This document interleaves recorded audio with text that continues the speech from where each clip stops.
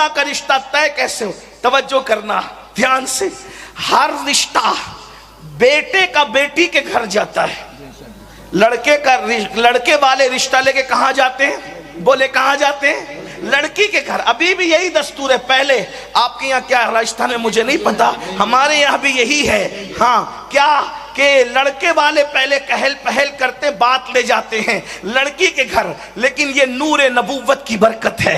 حضرت عبداللہ کا رشتہ حضرت آمنہ کے یہاں نہیں گیا، بلکہ آمنہ سرکار کے گھر سے رشتہ میرے نبی کے ابا جان سرکار عبداللہ کے گھر آیا۔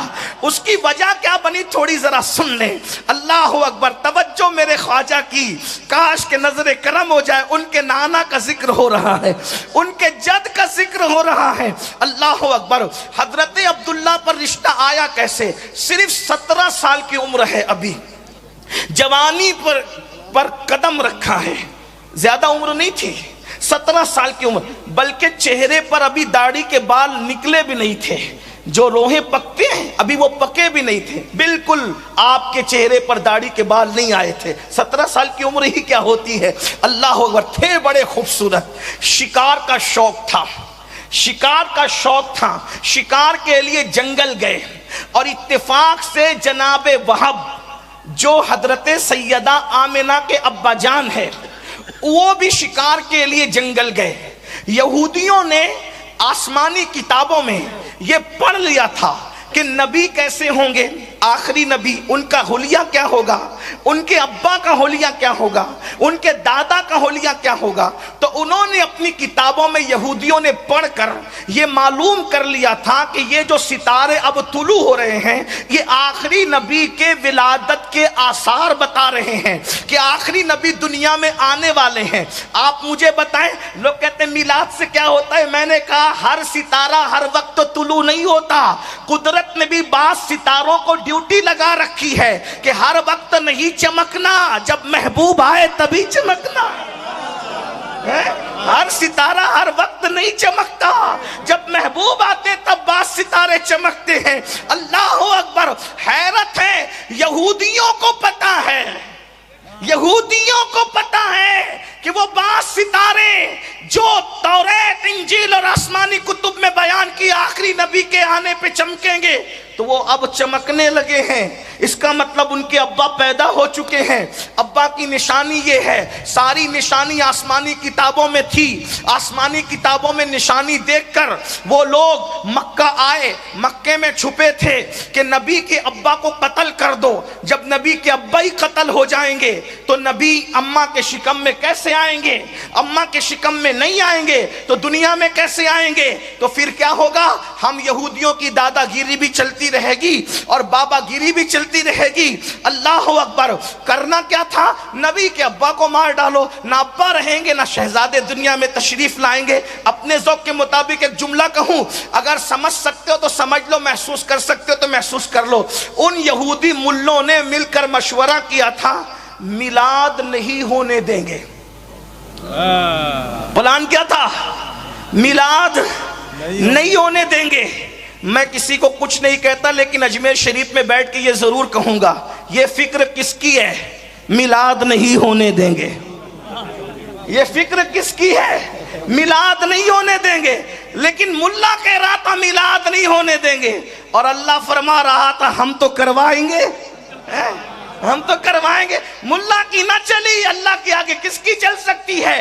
یہ سب مل کر کے سرکار عبداللہ کے پیچھے لگ گئے، اور پیچھے لگنے کے بعد سوچا ان کا مرڈر کر دو، ان کو قتل کر دو۔ اب اس کی روایت بیان کرنے والے جناب وہب ہے۔ وہب کہتے ہیں میں نے دیکھا کہ خوبصورت عبداللہ، وہ جوان 17 سال کا، شکار میں مصروف ہے، چاروں طرف سے یہودی مولوی، چاروں طرف سے یہودی جو راہب تھے، ان کے سربراہ تھے، وہ ملے تھے، انہوں نے گھیر لیا، اور گھیرنے کے بعد سرکار عبداللہ پر، میں سرکار عبداللہ کہہ رہا ہوں، انہوں نے عبداللہ کہا تھا اس لیے کہ میرے نبی کے والد ہیں نا، میرے سرکار کے ابو جان ہے وہ، میرے آقا کے ابو جان ہے وہ. اللہ اکبر اللہ اکبر. چاروں طرف سے گھیر لیا، گھیرنا تھا. حضرت وہب کہتے ہیں میں نے سوچا یہ عبد المطلب میرے سردار کا بیٹا ہے، ہو سکتا ہے اسے یہ قتل کر دیں تو لوگ مجھ سے کہیں گے وہب تم اتنے بزدل تھے کہ تمہارے سامنے سردار مکہ متولی کعبہ عبد المطلب کا شہزادہ قتل ہو رہا تھا، تم نے بچایا نہیں، یہ تم نے کون سی جو ہے وہ جرت دکھائی. اللہ اکبر. تو حضرت وہب کہتے ہیں میں نے عبداللہ کو بچانے کے لیے جیسے ہی اپنی سواری کو دوڑانا چاہا تو ایسا لگا میری سواری کے قدم کسی نے پکڑ لیے، میری سواری نے کام نہیں کیا. ایسے ہی میں نے سوچا ہاتھ سے میں اٹھاؤں تیر اور تیر اٹھا کر کے ان پر چلاؤں، ان یہودیوں پر. جیسے تیر چلانے کے لیے ہاتھ کا استعمال کرنا چاہا، میرے ہاتھ بے قابو ہو گئے، ہاتھ بھی کام نہیں کر رہے، سواری کے قدم زمین نے پکڑ لیے، ہاتھ کام نہیں کر رہے. سوچا چلا کر کہوں عبداللہ ہوشیار تمہارے اوپر حملہ ہونے والا ہے. چلانا چاہتا ہوں تو آواز بھی نہیں نکلتی. گویا کہ قدرت کا فیصلہ ہے، وہب تم مدد نہیں کر سکتے، تماشا دیکھو ہو کیا رہا ہے. حضرت وہب کہتے ہیں اب میں بالکل جامد و ساکت یعنی خاموش اور مجبور ہو کر دیکھنے لگا ہوتا کیا ہے. ایسے میں نے دیکھا زمین سے شیر نکلے یا آسمان سے ٹپکے اور ان سب کو چیر پھاڑ کر کے رکھ دیا، وہ سارے یہودیوں کو چیر پھاڑ کر کے رکھ دیا. اور اس کے بعد کہتے ہیں وہاب میں نے یہ منظر دیکھا، وہ خونخوار خطرناک شیر یہودیوں کو تو چیر پھاڑ گئے لیکن عبداللہ کو انہوں نے کچھ نہیں کیا. اس دن سے میرے دل میں عبداللہ کے لیے عزت پیدا ہو گئی کہ آخر یہ بچہ ہے کیسا، یہ جوان ہے کیسا. میں گیا اور سیدھا عبد المطلب سے ملا. میں نے کہا بھائی عبد المطلب عبداللہ کی شادی کیوں نہیں کرتے؟ تو عبد المطلب نے کہا شادی کرنا ہے دیکھ رہے لیکن کوئی رشتہ تو ویسا ملے. تو حضرت وہب کہتے ہیں کہیں اور کیوں دیکھتے ہو، میرے گھر میں میری بیٹی ہے نا جس کا نام آمنہ ہے. اس ماحول میں نبی کی امی جان کو طیبہ اور طاہرہ کہا جاتا تھا صرف 15 سال کی عمر میں. توجہ فرمائے آمنہ امن والی. جب اتنے دہشت گرد تھے لوگ کہ اپنے بچوں کو اپنے ہاتھ سے دفن کرتے تھے زندہ، اس دور میں میرے نبی کی امی جان کا نام آمنہ تھا، امن والی. اللہ اکبر. امن والے رسول کی امی کو امن والی بنا کر کے بھیجا گیا. تو حضرت وہاب نے کہا میری بیٹی ہے نا، اور ان کی طہارت ان کی عصمت ان کی پاکیزگی مکے میں مشہور تھی. جیسے ہی طے یہ بات کہی گئی حضرت عبد المطلب نے اس کو جو ہے وہ فائنل کیا. اور اس کے بعد مینا کے اندر سرکار عبداللہ اور سیدہ آمنہ کا نکاح ہوا. آپ نے بہتوں کے نکاح سنے ہوں گے، نبی کے ابا جان کا نکاح بھی سنے. مینا کی وادی کے اندر جمرات کے قریب حضرت عبداللہ اور آمنہ کا نکاح ہوا. وہ دن جمعرات کا دن تھا، رجب المرجب کا مہینہ بتایا جاتا ہے، دن جمعرات کا بتایا جاتا ہے.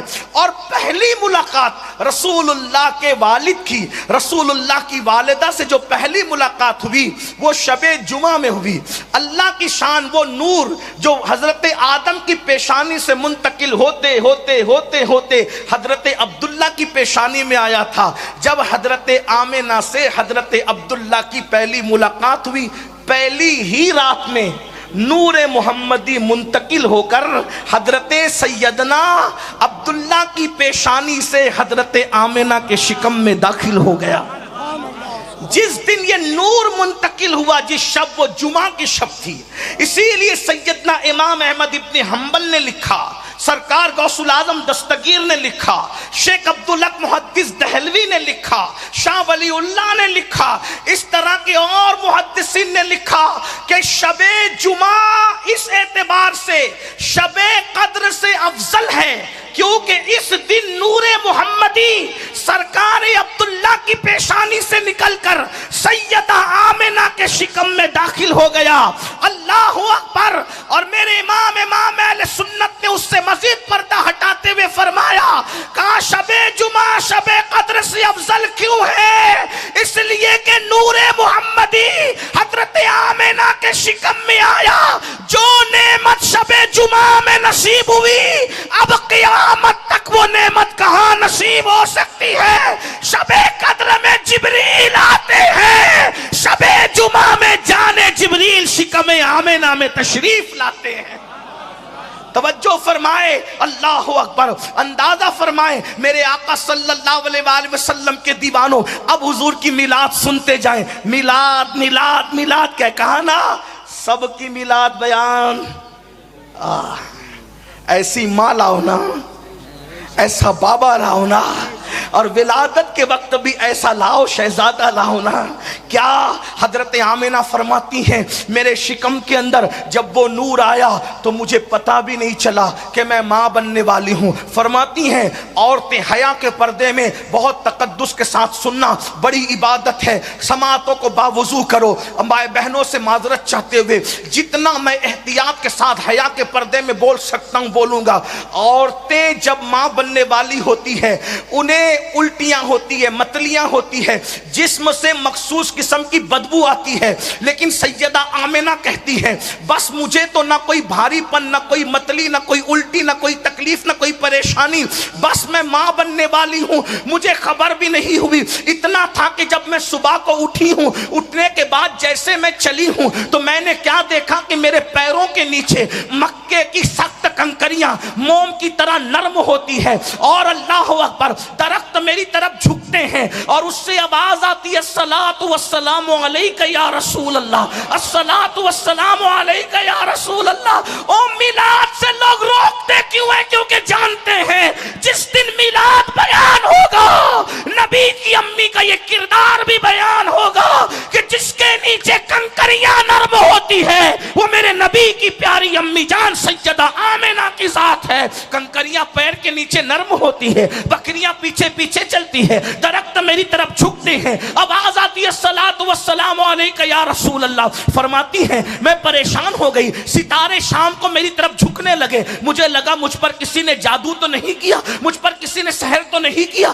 ایسے میں ڈر کے اپنے بستر پہ لیٹ گئی، لیٹی تو کچھ سوتی اور جاگنے کے درمیانی کیفیت میں تھی، اس کیفیت میں تھی میں، اس کیفیت میں تھی میں، اس کیفیت میں تھی میں۔ اچانک میں نے دیکھا عبد المطلب کی ہم شکل ایک نورانی چہرے والے بزرگ آئے اور فرمایا بیٹی آمنہ گھبرا مت، گھبرا مت، گھبرا مت، گھبرا مت، تجھ پر کسی نے جادو نہیں کیا ہے، تو ماں بننے والی ہے، اور تیرے شکم میں نبیوں کا سلطان تشریف لایا ہے۔ اگر یہ نہ ہوتا تو نہ آدم کو بنایا جاتا، نہ ابراہیم کو پیدا کیا جاتا۔ زمین و زمان تمہارے لیے، مکین و مکان تمہارے لیے، چنین و چنا تمہارے لیے، بنے دو جہاں تمہارے لیے، تن میں زبان تمہارے لیے، بدن میں حجا تمہارے لیے، ہم آئے یہاں تمہارے لیے، اٹھے بھی وہاں تمہارے لیے۔ کائنات کو وجود عطا کیا گیا ان کے صدقے میں۔ سیدہ آمنہ کہتی میں خوش ہو گئی، میں ماں بننے، اور کس کی ماں؟ سلطان انبیاء، سردار انبیاء، کائنات کے داتا محمد الرسول اللہ کی میں ماں بننے والی ہوں۔ فرماتی ہے پھر دن گزرتے گئے اور مجھے کوئی بار نہیں لگا، البتہ ایک بھینی بھینی خوشبو میرے جسم سے مشک کی آتی تھی جو نامعلوم خوشبو تھی۔ مکے کی میری سہیلیاں کہتی تھی آمنہ ایسی مہنگی خوشبو تم لاتی کہاں سے ہو؟ آمنہ ایسی مہنگی خوشبو تم لاتی کہاں سے ہو؟ سیدہ آمنہ کہتی واللہ جب سے میں ماں بننے والی ہوں تب سے میں نے کبھی خوشبو لگایا ہی نہیں ہے، یہ جو خوشبو آتی ہے یہ میرے شہزادے کی خوشبو آتی۔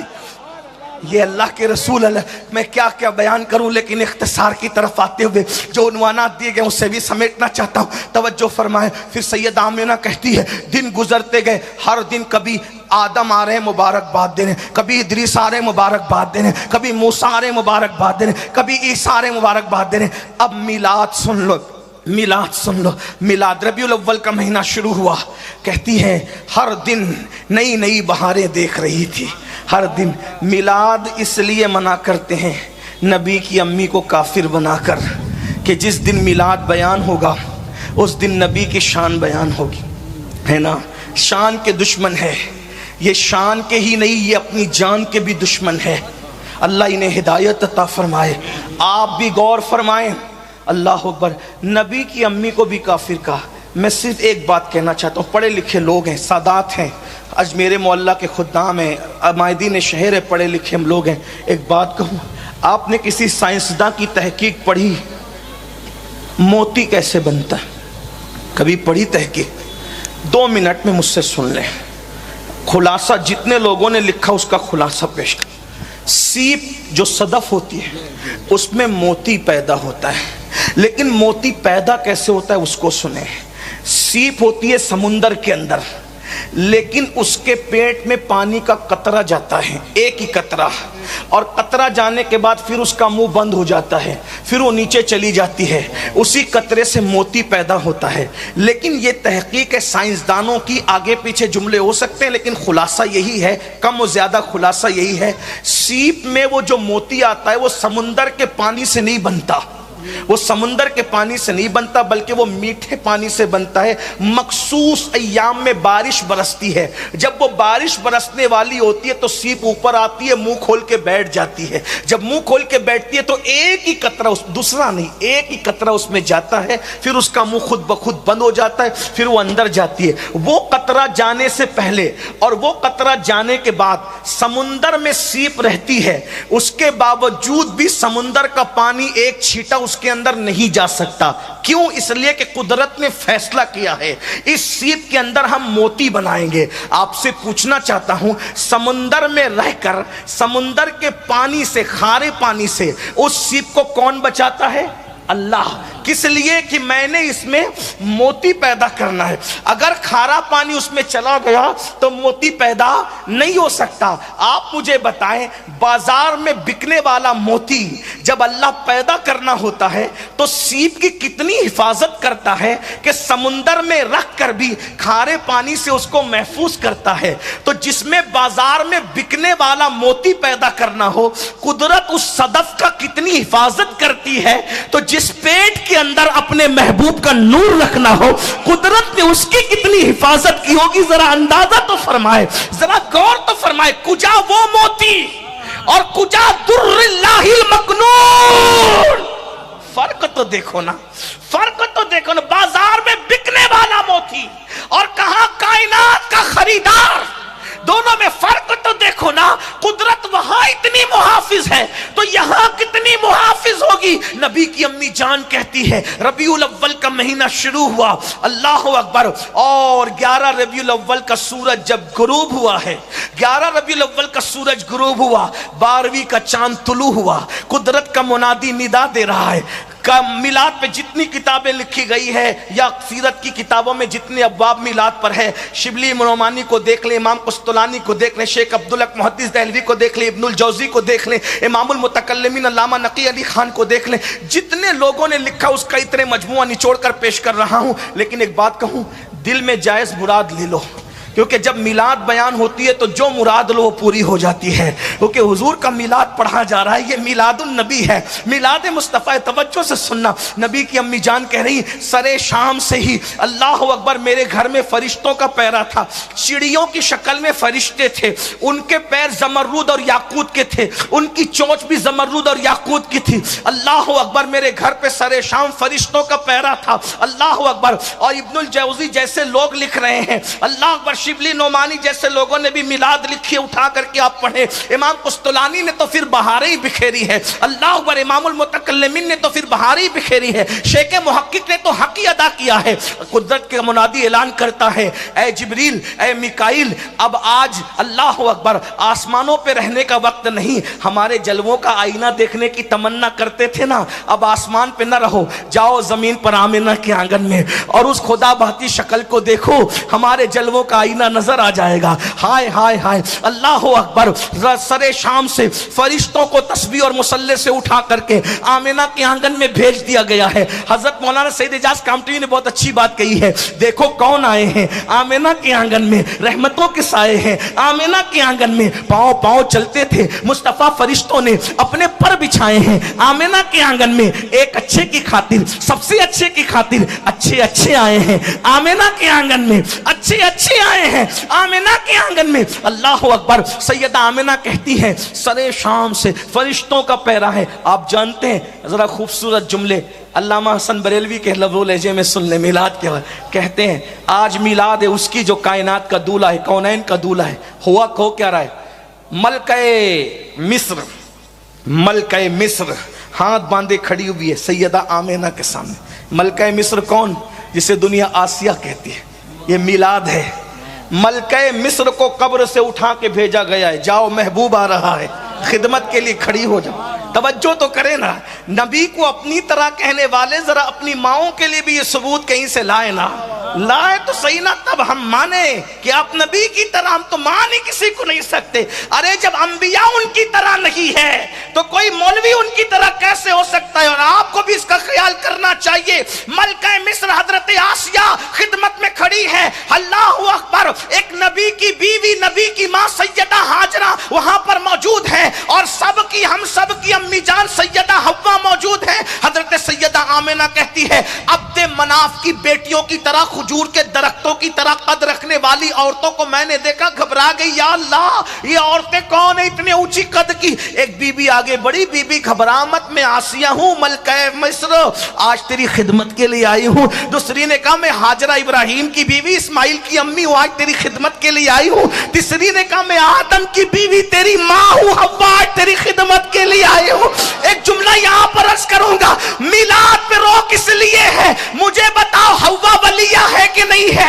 बोलो, हव्वा वलिया है कि नहीं है? आसिया वलिया है कि नहीं है? मरियम वलिया है कि नहीं है? हाजरा वलिया है कि नहीं है? मरियम भी कब्र में, आसिया भी कब्र में, हव्वा भी कब्र में, हाजरा भी कब्र में। बोलो, नबी की अम्मी कह रही है, चारों मेरे सामने खिदमत के लिए खड़ी थी या मदद के लिए खड़ी थी? नबी की अम्मी बता रही है कि वलिया कब्र में रहती है, लेकिन अल्लाह अगर चाहे तो हुजूर की मिलाद के मौके पर नबी की मदद के लिए भेज सकता है। हव्वा आई जिद्दा से, आसिया आई मिस्र से, मरियम आई शाम से, अल्लाहु अकबर, हाजरा आई शाम से, या मक्कतुल मुकर्रमा में एक रिवायत, लेकिन आई तो कब्र से ना। नबी की अम्मी कह रही है, चारों मदद के लिए खड़ी थी, तो नबी की अम्मी ने अकीदा बता दिया कि वली कब्र से अल्लाह की इजाजत से किसी की मदद के लिए कहीं भी पहुंच सकता है। जब आसिया जैसी वलिया पहुंच सकती है, तो 90 लाख को कलमा पढ़ाने वाला मोइनुद्दीन भी पहुंच सकता है।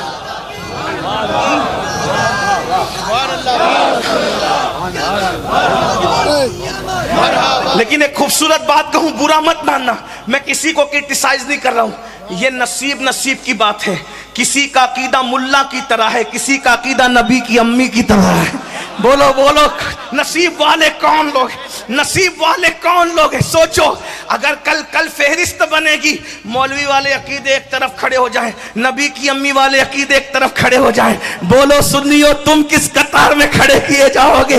ये तो नसीब की बात है ना, ये तो नसीब की बात है। अल्लाह का कितना बड़ा एहसान है। इसलिए मेरी गुजारिश है, तो नबी की अम्मी जान क्या कह रही, फरमाती, मुझे वहशत होने लगी, मुझे क्योंकि मेरे घर की छत खुल गई, आने वाले आ रहे हैं, जाने वाले जा रहे हैं, धूम मची हुई है, अर्श पे ताजा छेड़छाड़, फर्श पे तुरपा धूमधाम, अर्श पे ताजा छेड़छाड़, फर्श पे तुरपा धूमधाम, कान जिधर लगाइए तेरी ही दास्तान। कहते मुझे घबराहट होने लगी, एक परिंदा आया, उसने मेरे सीने पे पर मलना शुरू किया, उसके पर मलने से सारी घबराहट दूर हो गई। फरमाते एक नूर जाहिर हुआ, नूर जाहिर, कद जाअकुम मिनल्लाहि नूर, नूर आ रहा है, नूर जाहिर हो रहा है। कहते नूर जाहिर हुआ, मैंने उस नूर की रोशनी में अपने घर में बैठे बैठे मुल्क शाम के महल्लात देखे। 1 महीने की मुसाफत है, और आज के दौर में 2.5 घंटे लगते हैं फ्लाइट से।